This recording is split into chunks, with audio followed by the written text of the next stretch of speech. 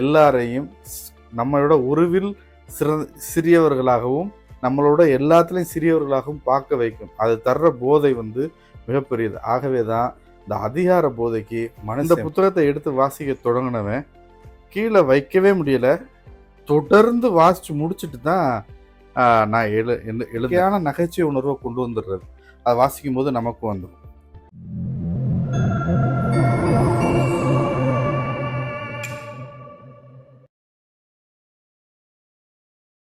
அனைவருக்கும் வணக்கம். இன்னைக்கு ஒரு புத்தகத்தை பற்றி பேசலாமா? இன்னைக்கு நான் பேசுறதுக்காக தேர்ந்தெடுத்த புத்தகம் தெரிசை சிவா எழுதிய தகர். உங்க எல்லாருக்கும் நல்லாவே தெரியும்.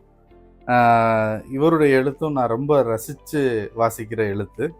ஏன்னா அந்த எழுத்தில் அதே வழக்கம் போல் எனக்கு ரொம்ப பிடித்த அந்த கிராம மக்களுடைய வாழ்வு, அதை சார்ந்து அவருடைய வட்டார தமிழில் அவர் எழுதுறது, அவங்க ஊருடைய தமிழ் எழுதுறது எனக்கு ரொம்ப பிடிக்கும். அதை ரொம்ப ரசித்து வாசிப்பேன். இன்னொன்று, அந்த எழுத்தில் முக்கியமாக அவர் எப்படியாவது அந்த மக்களுடைய இயற்கையான நகைச்சுவை உணர்வை கொண்டு வந்துடுறது. அதை வாசிக்கும் போது நமக்கு வந்துடும். அப்படி எதிர்பார்த்து தான் இந்த தகர் புத்தகத்தை எடுத்தேன். முதல்ல தகர் அப்படின்னா என்னன்றப்போ தம்பி எனக்கு இந்த கதையை அனுப்புறதுக்கு முன்னாடி, அண்ணே அடுத்த கதை பேர் தகர் அப்படின்னாரு. என்ன தகர்னா தகர்க்க போகிறோமா, என்ன மாதிரி சப்ஜெக்டு, என்ன தம்பி இது அப்படின்னு கேட்டேன். இல்லைண்ணே, தகர்னா ஆண் கிடாய்க்கு தூய தமிழில் பேர் தகர் அப்படின்னு சொன்னார். ஓ அப்படின்னு இந்த கதையில் முக்கியமான ஒரு இதே கிடாய் சண்டை, கிடா முட்டு அப்படின்னு சொல்கிறாங்க நம்ம பகுதியில் இருக்கிற கிடாய் சண்டை. அந்த கிடாய் சண்டை ஒரு கிராமத்தில் இருக்குது. அது ஒரு அச்சாரமாக மையக்கருவாக இருந்தாலும் அதை சுற்றி நடக்கிற மொத்த கதையை ஒரு அருமையான நாவலாக கொடுத்துருக்கிறாரு இந்த தம்பி.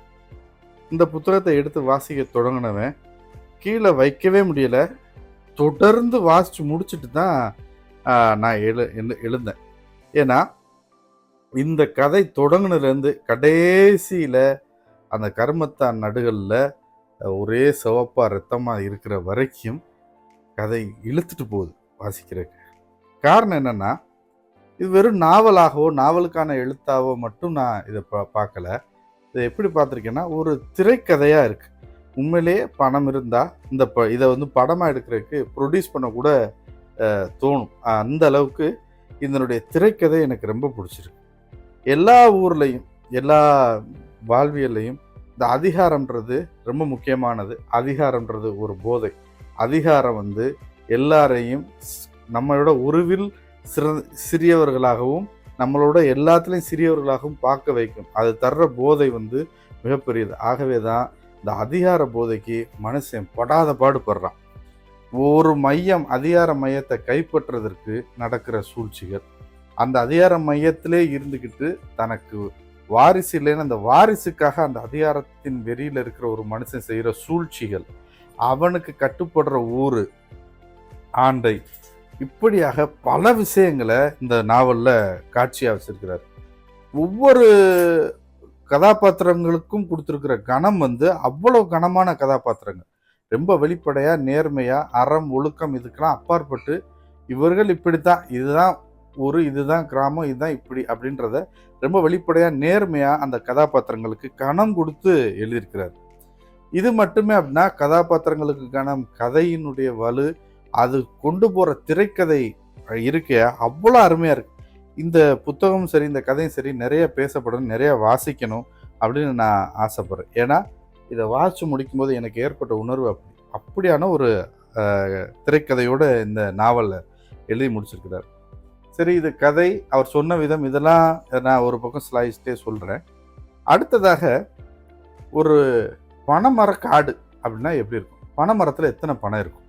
எனக்கு இங்கே தான் இந்த பருவை சேக்குமார் ஆகட்டும், தெரிசை சிவா ஆகட்டும், இவங்கெல்லாம் எனக்கு ரொம்ப பிடிக்கிறதே இங்கே தான். ஏன்னா என் ஊரில் இருந்து கொஞ்சம் கொஞ்சமாக காணாமல் போய்கிட்டு இருக்கிற நிறைய விஷயங்களை இவங்க எழுத்தின் மூலம் பதிவாக்கிக்கிட்டே வர்றாங்க, ஆவணமாக்கிக்கிட்டே வர்றாங்க அப்படின்னு சொல்லுவேன். ஒரு பனைமர காடு எப்படி இருக்கும்? என்னென்ன விதமான பனைமரங்கள் இருக்கும்? ஒரு பனைமரத்துக்கு இன்னொரு பனைமரத்துக்கு நடுவில் என்னென்ன விதமான செடிகள் இருக்கும், என்னென்ன பூச்சி இருக்கும், என்ன விலங்கு இருக்கும், எல்லாத்தையும் எழுதுறாங்க.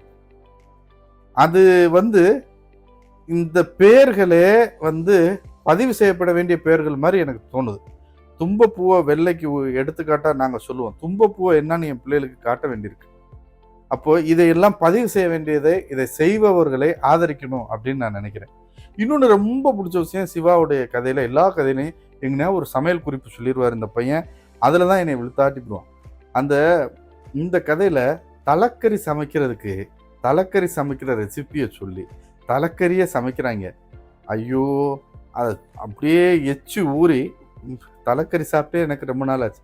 அந்த ஆசையெல்லாம் வந்துடுச்சு. ஆக எழுத்தின் வழியே தன்னால் முடிந்த அளவுக்கு தான் வாழுகின்ற பகுதிகளில் நடக்கும் எல்லா சம்பவங்களையும் கொண்டு வந்து சில விஷயங்கள், பறவைகள், தாவரங்கள், விலங்குகள் எது நம்ம கண்டும் காணாமல் மறைந்திருக்கோ, இல்லை கொஞ்சம் கொஞ்சமாக நம்ம மறந்துட்டு வரோமோ, அதையும் ஆவணப்படுத்தி ஒரு வலுவான கதைகளை கொடுத்து வர்ற இந்த எழுத்தாளர்களை பாராட்ட வேண்டிய கட்டாயமும் எனக்கு இருக்குது. தகர் நான் வாசித்த நாவல்களில் சிறந்த நாவல்களில் இதையும் ஒன்றா சொல்லுவேன். தெரிசை சிவாவின் தகர் நாவலை பற்றி இன்று உங்களிடம் பேசியதில் எனக்கு ரொம்ப மகிழ்ச்சி. நன்றி, வணக்கம்.